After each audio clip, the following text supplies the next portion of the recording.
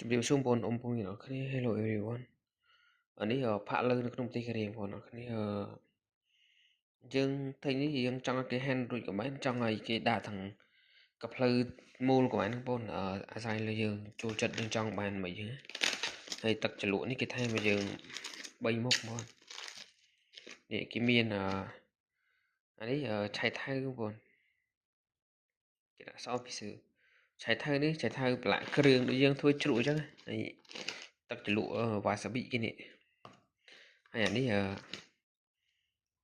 ទឹកជ្រលក់បកាបងប្អូនកូនបកាហើយសាច់ហាន់ហើយនេះមកប្រអប់មកប្រអប់នេះគឺបានប៉ុណ្នេះបងបានប៉ុណ្ណឹងហើយណានេះមួយទៀតបងប្អូនណានេះសាច់តែបងប្អូន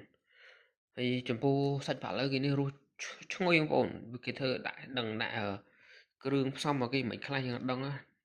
អ្នកដែលភ្លក់បោះចិននេះដឹងដល់កាត់ហាងគឺឈ្ងុយខ្លាំងមែនទែនហើយផាក់លើគេឡើងតុនហ្មង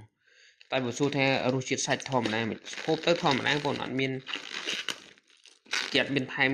ប៊ីជីងថែមស្ករទេអានេះគេដាក់អំបិលតិចតួចដាក់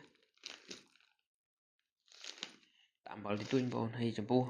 នេះបងប្អូនមើលសាច់គេឡើងតុនអានេះវាត្រជាក់ហើយបើវាអត់ត្រជាក់វាបិតុនល្មុតមែនតើហើយផុយល្អ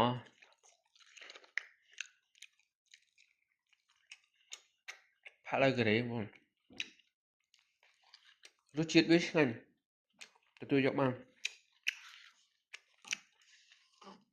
បងប្អូនមកការីដើរកាត់ហាងដឹងតែឈ្ងុយហ្មង